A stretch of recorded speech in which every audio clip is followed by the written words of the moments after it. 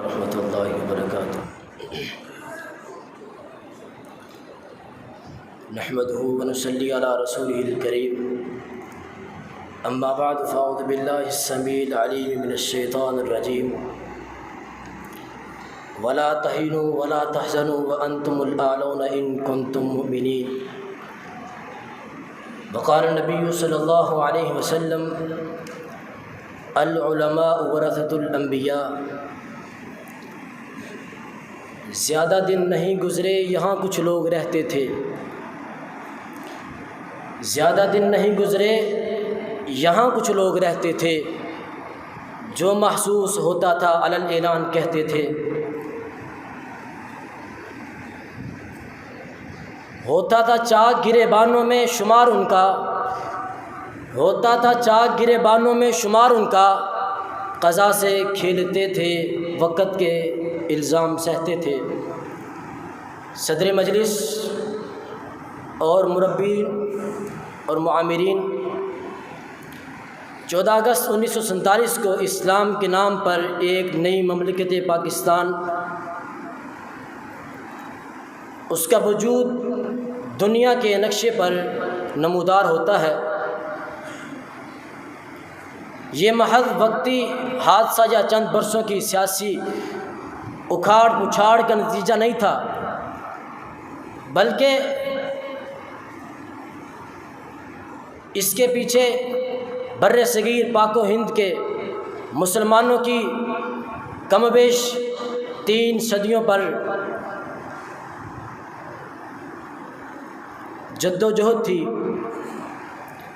میرے عزیزوں، ہندوستان میں اورنگزیب عالمگیر کے بعد حکومت کو گھن لگنا شروع ہوا۔ مولانا ولی اللہ محدث دہلوی رحمہ اللہ نے نہ کہ صرف اس کو محسوس کیا، بلکہ افغانستان کے بادشاہ احمد شاہ ابدالی کو لشکر کشی کی دعوت دی، جنہوں نے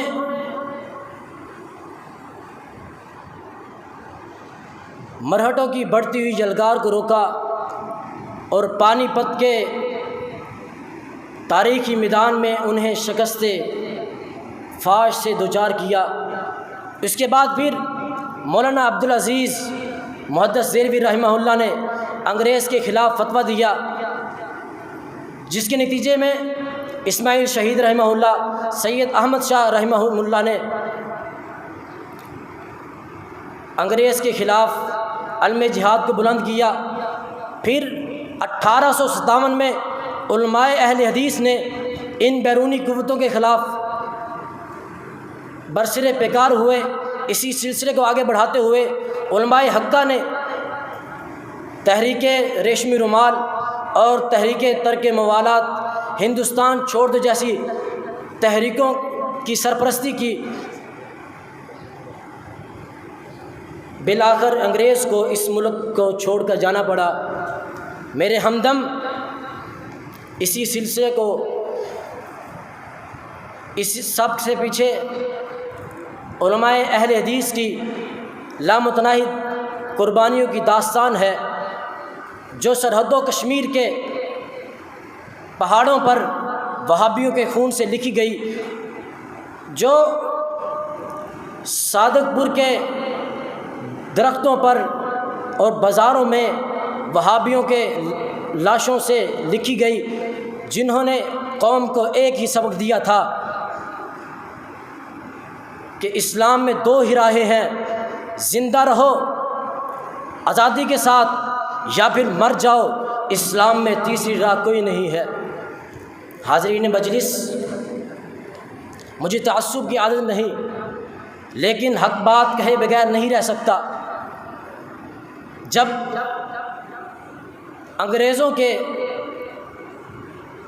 کچھ جبہ پوش لوگ بوٹ چاٹ رہے تھے، اس وقت افغانستان میں ایک گروہ ایسا تھا جو ان انگریزوں کے خلاف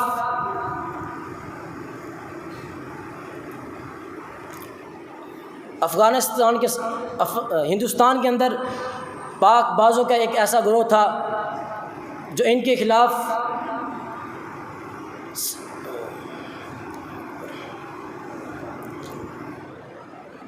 اہل حدیثوں کا گروہ تھا جو ان یہودیوں کے انگریزوں کے خلاف کام کر رہا تھا،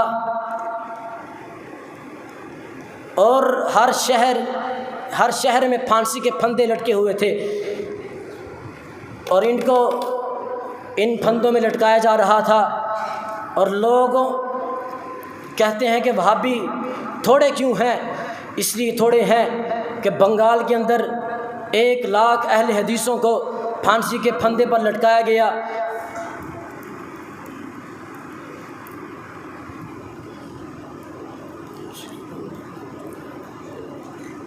اور پھر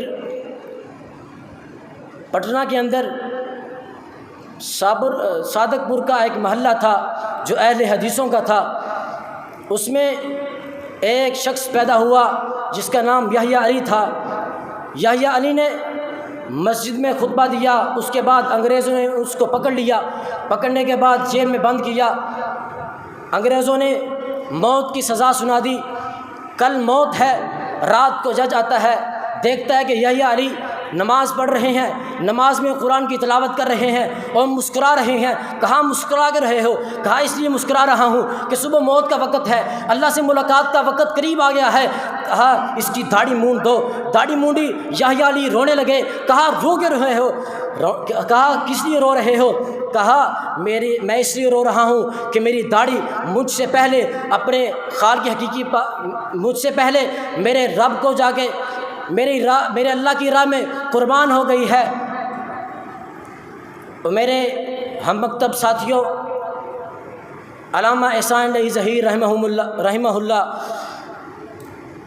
ان کی نسبت سے آپ نے لاہور کی چینیاں والی مسجد کا نام سنا ہوگا، لیکن اس کی تاریخ آپ کو یاد نہیں۔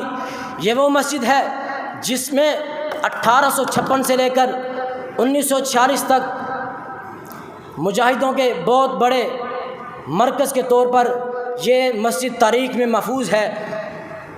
اس مسجد میں بڑے بڑے غازیوں نے، شہیدوں نے، مجاہدوں نے سجدے کیے ہیں۔